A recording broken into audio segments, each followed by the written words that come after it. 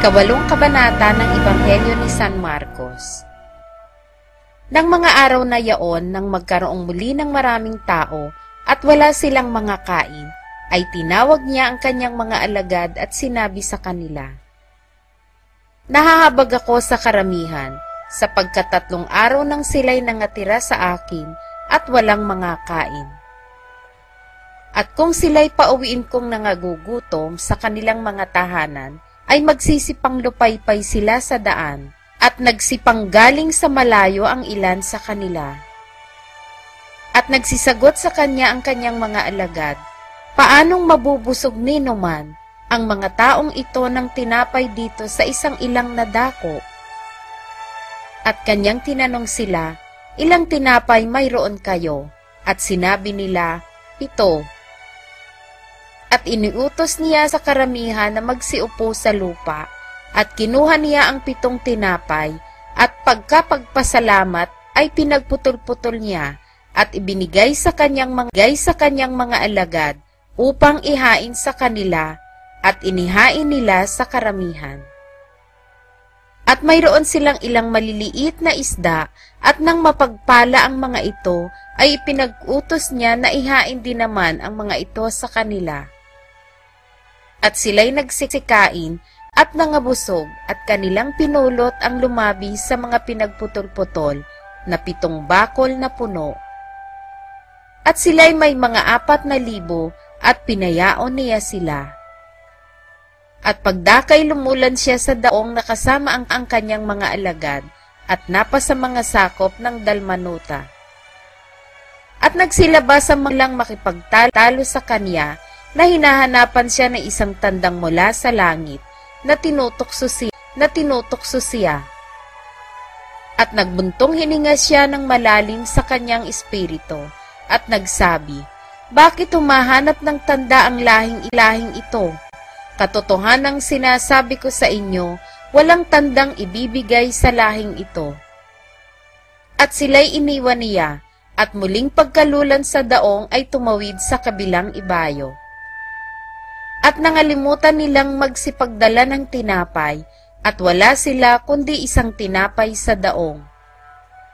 At ipinagbili niya sa kanila na nagsabi, "Tingnan ninyo, mangag-ingat kayo sa lebadura ng mga at sa lebadura ni Herodes."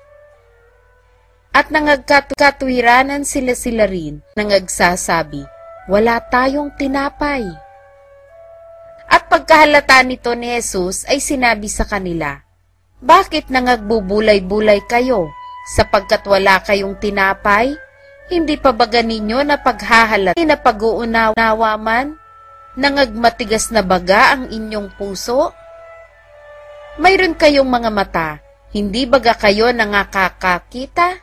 At mayroon kayong mga tainga, hindi baga kayo nangakakarinig? At hindi ba ganinyo nangaaalaala? Nang aking pagputol-putulin ang 5 tinapay sa 5,000 lalaki, ilang bakol na puno ng mga putol-putol ang inyo binuhat?" Sinabi nila sa kanya, 12.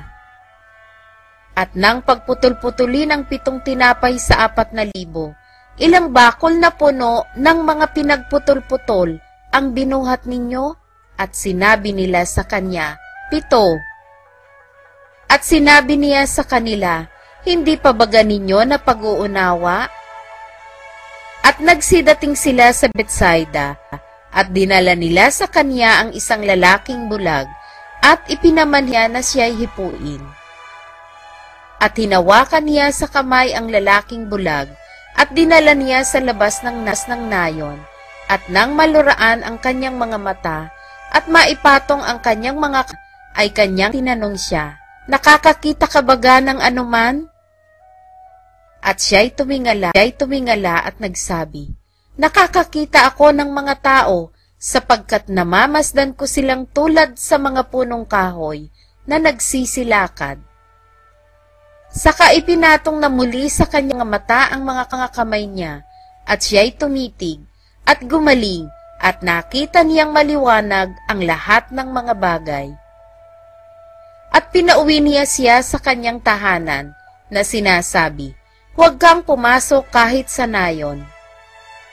At pumaroon si Jesus at ang kanyang mga alagad sa mga nayon ng Cesarea ni Filipo. At sa daan ay itinanong niya sa kanyang mga alagad na sinabi sa kanila, "Ano baga ang sabi ng mga tao kung sino ako?" At sinaysay nila sa kanya na sinasabi, "Si Juan Bautista," at ang mga iba, "Si Elias," datapwat ang mga iba, isa sa mga propeta. At tinanong niya sila, "Sabi ninyo kung sino ako?" Sumagot si Pedro at nagsabi niya, "Ikaw ang Kristo." At ipinagbili niya sa kanila na huwag sabihin kanino man ang tungkol sa kanya. At siya'y nagpasimulang magturo sa kanila na ang anak ng tao ay kinakailangang magbata na maraming mga bagay at itakwil ng matatanda at ng mga pangulong saserdote at ng mga eskriba at patayin at pagkaraan ng 3 araw ay muling magbangon.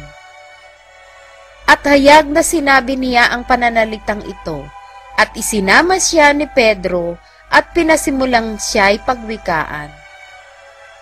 Datapwat paglingap niya sa palibot at pagtingin sa kanyang mga alagad ay pinagwikaan si Pedro at sinabi, "Lumagay ka sa likuran ko, Satanas, sapagkat hindi mo pinag-iisip ang mga bagay na ukol sa Diyos, kundi ang mga bagay na ukol sa mga tao." At pinalapit niya sa kanya ang karamihan, pati ng kanyang mga alagad, at sa kanila'y sinabi, "Kung ang sino mang tao ay ibig sumunod sa akin, ay tumanggi sa kanyang sarili, at pasanin ang kanyang krus, at sumunod sa akin. Sapagkat ang sino mang mag-ibig iligtas ang kanyang buhay, ay mawawala nito, at ang sino mang mawala ng kanyang buhay, dahil sa akin, at sa Ebanghelyo, ay maililigtas yaon. Sapagkat ano ang mapapakinabang ng tao na makamtan ang buong sanlibutan at mapapahamak ang kanyang buhay? Sapagkat anong ibibigay ng tao na katumbas sa kanyang buhay? Sapagkat ang sino mang magmakahiya sa akin at sa aking mga salita, sa lahing ito na mapangalo niya at makasalanan, ay ikahihiyari naman siya ng anak ng tao, pagparito niyang nasa kalwalhatian ng kanyang ama na kasama ng mga banal na anghel.